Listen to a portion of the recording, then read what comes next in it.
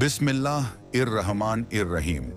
अल्हम्दुलिल्लाह और दरूद ओ सलाम हो मोहम्मद सल्लल्लाहु अलैहि वसल्लम पर। प्यारे भाइयों और बहनों, पिछले एपिसोड में हमने देखा कि इस्लाम से पहले औरत का हाल क्या था। आज हम एक बहुत ही अहम और ज़रूरी टॉपिक पर बात करने जा रहे हैं। कुरान की रोशनी में औरत का मकाम, औरत और मर्द की इंसानी बराबरी और फजीलत का असली मयार तकवा। आज के दौर में अक्सर ये सवाल उठता है, क्या इस्लाम औरत को बर्बरता का हक देता है? क्या कुरान औरत को कम या ज्यादा समझता है? असल में कुरान क्या कहता है? आइए हम कुरान की सीधी रोशनी में इस बात को समझते हैं। कुरान सबसे पहले ये वाजे करता है कि औरत और मर्द दोनों एक ही नफ्स से अदा किए गए। सूरह अन-निसा 4:1। ऐ लोगों, अपने रब से डरो जिसने एक ही जान से जन्म लिया और उसी से अपना जोड़ा बना लिया।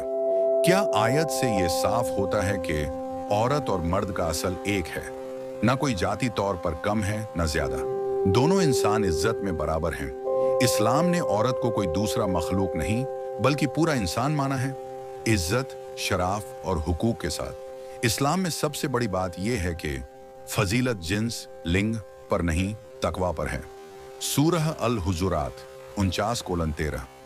ऐ लोगों, हमने तुमको एक मर्द और एक औरत से पैदा किया और तुमको कौम के कबीले बनाया ताकि आप एक दूसरे को पहचान सके। अल्लाह का सबसे पुराना इज्जत वाला वही है जो सबसे ज्यादा मुत्तकी है। यहाँ कुरान ने बिल्कुल साफ कर दिया, न मर्द होने पर फजीलत न औरत होने पर कामतारी, सिर्फ और सिर्फ तकवा यानी अल्लाह का खौफ, परहेजगारी और नेक अमल। ये कुरान का क्रांतिकारी संदेश है। कुरान बताता है कि इबादत, सवाब और जजा में औरत और मर्द दोनों बराबर हैं। सूरह अल-अहज़ाब 23:30।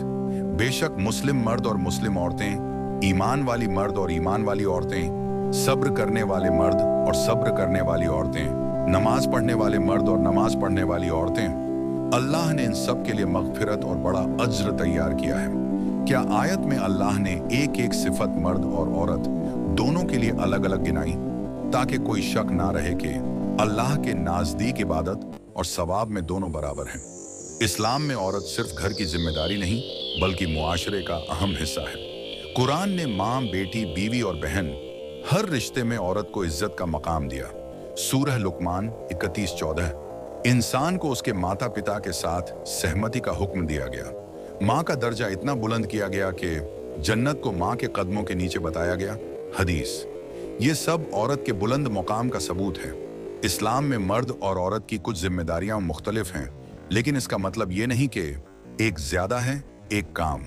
मुख्तलिफ भूमिकाएं बराबर न बर्बरता बल्कि हिकमत और निजाम है।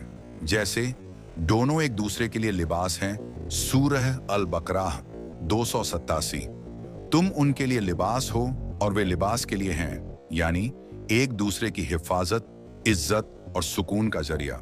आज जब दुनिया में औरत और मर्द के नाम पर झगड़ा होता है, कुरान हमें सिखाता है इंसानी इज्जत दोनों की बराबर, फजीलत सिर्फ तकवा पर, इबादत और सवाब में बराबरी, रिश्तों में मोहब्बत और रहमत। इस्लाम औरत को काम नहीं करता बल्कि उसको इज्जत, पहचान और रूहानी मकाम देता है। प्यारे भाइयों और बहनों, कुरान का पैगाम बिल्कुल वाज़ेह है। औरत और मर्द दोनों अल्लाह के बंदे हैं, दोनों एक ही नफ्स से अदा हुए। फजीलत का मयार सिर्फ तकवा है। अल्लाह के नाजदीक जो ज्यादा मुत्तकी है वही ज्यादा इज्जत वाला है।